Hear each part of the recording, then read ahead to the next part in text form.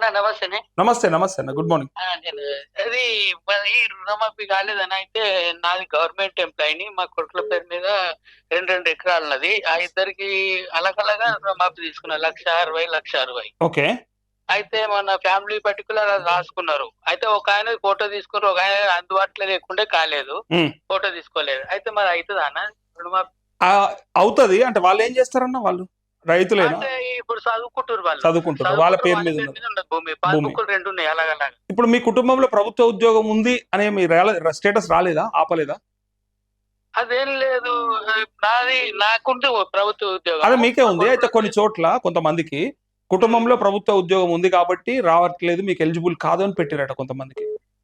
అట్లాంటిది ఏం రాలేదు. అట్లాంటిది రాకపోతే ఇప్పుడు ఫ్యామిలీ గ్రూపింగ్ అయిందా? అంటే ఒకరికి అయింది, మరి ఇంకొక అతను ఎందుకు చేయించుకోవాలి?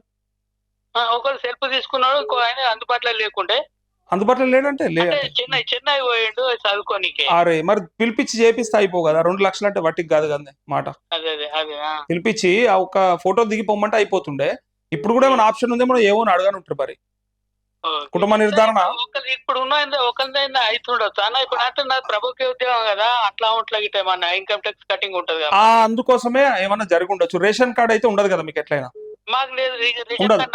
ఉండదు కదా. అదే అయితే రేషన్ కార్డు లేని వాళ్ళకి చేస్తామని మాట ఇచ్చిన ప్రకారం ఉంది కాబట్టి, ఒకవేళ మీకు కాకపోతే కారణం మీ ప్రభుత్వ ఉద్యోగం తప్ప ఇంకా వేరే ఏ కారణము లేదు, మీకు అవుతుంది, ఎలిజిబులే. ఫోటో మాత్రం కంపల్సరీ ఉండాలి. 100% ఫోటో దిగాలి, దిగితేనే అవుతుంది. దిగకపోతే వాళ్ళకి పోర్టల్లో డేటా అప్లోడ్ కాదు. మీరు మీ ఫోటో దిగి ఆయన అప్లోడ్ చేస్తాడు. ఇగో పలానా ఆయన కుటుంబం నేను నిర్ధారణ చేసిన, ఈయన పలానా ఆయన విలేజ్ ఇక్కడదే, ఇదే గ్రామం, ఇదే కథ అని చెప్పి డీటెయిల్స్ ఇచ్చి అప్లోడ్ చేస్తే ఆ పోర్టల్లో వాళ్ళు వ్యవసాయ శాఖ నుంచి తీసుకుంటారు, బ్యాంకులు. అట్లా అప్పుడు అవుతుంది మీకు. ఒకసారి ఆ ఫోటో దిగేది ఆప్షన్ ఉందేమో ఒకసారి కనుక్కోండి. థ్యాంక్ యూ అన్న. హలో అన్న, నమస్తే. నమస్తే అన్న. అన్న నమస్తే, గుడ్ మార్నింగ్. నల్గొండ డిస్టిక్ అన్న, నాగార్జున సాగర్ అన్న. చెప్పండి అన్న. ఏమన్నా 2 లక్షల పైన అవుతుందన్నా రుణమాఫీ? 2 లక్షల పైందా? అవునా? మీ నోముల భగత్ ని బయటకు రమ్మని చెప్పొద్దా? ఇంకెన్ని రోజులు ఉంటాడు ఇంటికాడ ఓడిపోయిండని? ఏం చేయాలన్నా, మీరు మస్తు మాట్లాడుతున్నా. మీరు భగత్ అన్నను బయటకు వచ్చి మరి కొట్లాడమంటే అయిపో కదా. మొత్తం జానారెడ్డి కుటుంబాలు వాళ్ళేనా అడ? వాళ్ళే ఉంటారా మొత్తం? అదే అంటున్నావు మరి. ఎమ్మెల్యే వాళ్ళే, ఎంపీ వాళ్ళే, ఇన్ఛార్జ్ వాళ్ళే, అంతా వాళ్ళే అన్న. మరి ఇప్పుడు నోముల భగత్ అసంటోరికి అవకాశం ఒకసారి ఇస్త్రీ, ఈసారి ఆయనతో ఎండ పెడుతుంది. అవునన్నా, మంచి మిత్రుడు నాకు భగత్ అన్న. భగత్ అన్న, అందుకే అంటున్నా మరి. నాకు మంచి మిత్రుడు. అన్న కూడా అడ్వకేట్, నేను కూడా అడ్వకేట్ కదా. అవునన్నా, 2-3 సార్లు ఇంటర్వ్యూ చేసిన. మంచి మనసున్నాడు. నోముల నరసింహన్న లెక్క ఆయన కూడా మంచి మనసున్నాడు. అవునన్నా, అవును. నేను అప్పుడు ఆయనకే ఇచ్చిన, ఏదో వీళ్ళు 2 లక్షల పైన చేస్తారని నేను మొన్న ఓట్లు ఎవరికన్నా వేయచ్చు అన్న. రాజకీయాలు వేరు, ఓట్లు వేరు, మన పర్సనల్ రిలేషన్షిప్ వేరు. నాకు కాంగ్రెస్ లో మిత్రులు ఉంటారు, అట్లే బీఆర్ఎస్ లో ఉంటారు, బీజేపీలో కూడా ఉంటారు. బట్ ఆ భగత్ అన్న చాలా ఇష్టం, మంచిగా మాట్లాడతాడు, బాగుంటది ఆయనతో. ఏదైనా పని ఉన్నదన్నా, ఇట్లా ఏదైనా ఇష్యూ ఉన్నదన్నా అంటే ఇమీడియట్ గా చూసుకోడు అన్నట్టు అప్పట్లో మీ ఏరియాలో. అయితే ఒకటన్నా, 2 లక్షల కంటే పైన అంటే నేను భగత్ అన్న ఎందుకు ముచ్చట చేసిన అంటే, సరే మాజీ ఎమ్మెల్యేగా బీఆర్ఎస్ నాయకుడిగా ఇలా ఆయనకు అవకాశం ఉంది, బయటకు వచ్చి మరి పోరాటం చేయొచ్చు, మాట్లాడచ్చు, యువకుడిగా ఆయనకు అవకాశం ఉందని చెప్తున్నట్లు. అవునా? మీరు కూడా ఒకసారి ఆ తుమ్మల నాగేశ్వరరావు గారిని ఒక్కసారి అసలు అవుతుందా కాదా ఒకసారి తీసుకుంటా, తప్పకుండా తీసుకుంటా. అది ఉన్నది అతి త్వరలో. నేను ఆల్రెడీ ఒకసారి ట్రై చేస్తే, ఒకసారి కాదు మీకు తెలిసి ఒకసారి ట్రై చేసిన లైవ్ లో. అలా పిఏ మాట్లాడిండు, మీకు తెలియకుండా నేను చాలాసార్లు ట్రై చేసిన. నాకు కావాలనే అందుబాటులో వస్తలేరు. వాహిని టీవీ అంటే మనం అవాయిడ్ చేస్తుర్రు, పట్టించుకుంటలేరు. ఎందుకంటే వాళ్ళని అంటున్నామనో, తిడుతున్నామనో, లేకపోతే మనమే రెచ్చగొడుతున్నామనో ఉన్నది కదా. ఈ పేరు చెప్పంగానే వాళ్ళు పట్టించుకోవట్లేదు.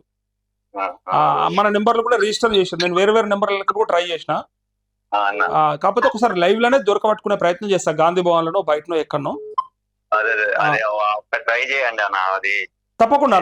నా సూటి ప్రశ్న, 2 లక్షల కంటే మీదుండి కట్టిన వాళ్ళకి ఎప్పుడు వేస్తావు ఒకటి, అండ్ పైన ఉన్న వాళ్ళకి అవుతుందా కాదా, వాళ్ళు రైతులు కాదా అని అడుగుతూ, 2 లక్షల లోపల రకరకాల కారణాల చేత కానోళ్ళు చాలా మంది ఉన్నారు, వాళ్ళని ఎందుకు ఆపిరు మీరు? ఇప్పుడు 1 లక్ష లోపల నుండి కూడా కాకుండా చాలా మంది ఉన్నారు కదా, టెక్నికల్ ఇష్యూస్ అని చెప్పి అదని ఇదని కారణాలు ఆపిరు కదా, వాళ్ళందరికీ ఎందుకు చేయరని 2-3 ప్రశ్నలే అన్న, పెద్దగా అవసరం లేదు. చేస్తే మళ్ళీ ఎప్పుడు చేస్తారు? ఇప్పుడు రేపు అయితే మాపు అయితే ఎల్లుండి అయితే అంటే నడవది. ఎప్పుడైతే కరెక్ట్ గా చెప్పు. ఇది ఒకటి అవుతుందా కదా, ఒకటి కన్ఫర్మ్ చెప్పేస్తే అయిపోతుంది. ఇప్పుడు రైతు బంధు గురించి మొన్నటి నుంచి అడిగినాడు అన్న ప్రతి ఒక్క రైతు. అవునన్నా. మొన్న ముఖ్యమంత్రి స్వయంగా నేను సంక్రాంతి దాటగానే పండుగ దాటగానే వేస్తా అని చెప్పిండు కదా, అప్పటి నుంచి ఎవరన్నా రైతులు అడుగుతున్నారు ఇక సరే వస్తదేమో అని ఊకున్నారు. అవునన్నా. ఎగ్జాక్ట్లీ అంతే, ఇది కూడా అంతే. నువ్వు రుణమాఫీ ఎప్పుడు చేస్తావో చెప్పు, 5వ విడత అని వ్యవసాయ శాఖ చెప్పింది. ఎప్పుడా విడత, ఎంతమందికి చేస్తావు, ఎప్పుడు చేస్తావు? మొన్న గంత పెద్ద రైతు పండుగలనే మాట 3 లక్షల మందికి చేసినావు. మరి ఇంకా 17 లక్షల మంది రైతులు ఉన్నారు ఇంకా నువ్వు చేయాల్సిన వాళ్ళు. అవునన్నా, ఇంకా 17 లక్షలు ఎప్పుడైతాయి? అంతే కదా, నువ్వే చెప్పినావు 42 లక్షలు అకౌంట్లని. అవునన్నా, ఇప్పుడు 31,000 కోట్ల ఏం పెట్టిన బడ్జెట్, అందులో 21,000 కోట్లు ఉన్నాయి, ఇంకా 5,000 కోట్లు మిగిలి ఉన్నాయి కదా నాన్న. అవును అవును, ఇంకొక 5,000 కోట్లు కలిపి అయిపోతుంది కదా అన్న. అసలు అదొకటి కాదన్నా, మనకు పెట్టాలనే ప్రేమ ఉన్నా, మనకు చెయ్యాలనే ఒక్క ఆలోచన ఉన్నా కూడా అయిపోతుండే. వాళ్ళకి అది లేదు. వాళ్ళకి ఎంతసేపు ఓట్లు వచ్చినాయి, గద్దెనెక్కినాం, ఇక కూర్చున్నాం, మమ్మల్ని ఎవరు దింపడు ఇప్పుడు, ఇక మళ్ళీ 5 ఏళ్ళ దాకా చూస్తావైతే అని ఆలోచనలు ఉన్నారు. అట్లా ఉండొద్దు కదా, పార్టీలు గాని నాయకులు గాని ఎల్లకాలం ఉండాలనుకోవాలి కదా, కట్టుబడి ఉండాలన్న. ఎవరైనా ఒక మాట ఇచ్చిందంటే దానికి ఆ విలువే లేదన్న. మంత్రి అని, ముఖ్యమంత్రి అని అసలు ఏమన్నా అన్న. మన గ్రామాలలో ఎవడన్నా మాటిచ్చి తప్పితే వాడిని 100 మాటలు అంటారు. సిగ్గుశరం లేదురా బడివే, కొంచెమన్నా తెలుగు ఉన్నదిరా సన్నాసి, ఏం మాట ఇచ్చినో ఏం మాట్లాడుతున్నారో నీ మాట ఒకటి చేతుల్లో ఒకటి ఉంటాయని చెప్పి తిడతారు. ఇప్పుడు వీళ్ళని అనన్నా అనద్దా? ఏడ జనాలు ఉన్నా అదే చెప్పు అంటారు. ఇప్పుడు వీళ్ళని ఏమనాలి చెప్పురిగా? మాటలు మళ్ళా తెలివి లేని మాటలు. అయిపోతుంది, ఇప్పుడు కట్టుండ్రి రేపేస్తాం, ఎల్లుండి కట్టుండ్రి ఇప్పుడు వేస్తాం, అదే చెప్తున్నా. అది కట్టిన మరుక్షణం అయిపోతుంది. నేను రేపు ఉంటదన్న వీళ్ళది, నేను రేపు ముఖ్యమంత్రి తుమ్మల నాగేశ్వరరావు ఇద్దరు అన్నటువంటి మాటలు ఏవైతే ఉన్నాయో, ఇప్పుడు కట్టుండ్రి రేపు వేస్తామన్న మాటలు నేను తీసుకొస్తాను, అన్ని చూపించుకుంటా రేపు మాట్లాడదాం వీళ్ళ గురించి. ఓకే అన్న, థ్యాంక్ యూ. నేను రోజు చూస్తానా మీది, అసలు మీరు ఏడికి రమ్మన్నా వస్తానా, నేను దేనికైనా సిద్ధమన్నా. ఓకే అన్న, డన్. మీలాంటి వాళ్ళు ఉండాలన్నా, మీలాంటి వాళ్ళు ఉండాలి. మండలానికి ఒక్కళ్ళు ఉన్నా మన రైతులందరం కూడా సంతోషంగా ఉంటాం, మన హక్కులు మనం సాధించుకుంటాం. అవునన్నా. థ్యాంక్ యూ అన్న, థ్యాంక్ యూ. సరే అన్న, నమస్తే.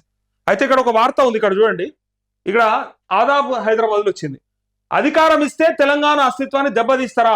కాంగ్రెస్ నేత రాహుల్ గాంధీకి కేటీఆర్ బహిరంగ లేఖ. చేతి గుర్తు కోటేస్తే చేతగాని ముఖ్యమంత్రిని పెట్టారంటూ విమర్శ. మేం తలుచుకుంటే రాజీవ్, ఇందిరాగాంధీ విగ్రహాలు ఉండేవా? కాంగ్రెస్ పాలనలో అన్నదాతల నుంచి ఆడబిడ్డల దాకా అంతా బాధితులే. గ్యారంటీలకు దిక్కు లేదు, హామీలకు పత్తా లేదు, డిక్లరేషన్ కు అడ్రస్ లేదు. నీచ సంస్కృతికి సీఎం ఫుల్ స్టాప్ పెట్టకపోతే నెక్స్ట్ జరిగేది అదే. లేఖలో ప్రభుత్వ తీరుపై విమర్శించిన బీఆర్ఎస్ కార్యనిర్వాహక అధ్యక్షుడు అంటూ, ఇగో కాంగ్రెస్ పాలనలో అన్నదాతల నుంచి ఆడబిడ్డల దాకా అంతా బాధితులే. అంతే కదా, ఇచ్చిన హామీలన్నీ అట్లనే ఉన్నాయి కాబట్టి, ఏది నెరవేర్చలేదు కాబట్టి కేటీఆర్ బహిరంగ లేఖ రాసినట్టు రాహుల్ గాంధీకి. కానీ వాళ్ళకి అంత సిగ్గు కానీ, అంత బాధ కానీ, ఇంకేదైనా ఉంటే, చీము నెత్తురు కానీ ఉంటే ఇట్లాంటి వాటికి స్పందించాలి. రైతులు అడుగుతున్న దానికి, ప్రతిపక్ష పార్టీలు అడుగుతున్న దానికి స్పందించాలి దమ్ముంటే. అదే కానీ ఇక మేము ఇచ్చినాం, చెప్పినాం, చేసేసినాం అని మీకు మీరుగా సమర్థించుకుంటే ఎవ్వడు కూడా మెచ్చడు.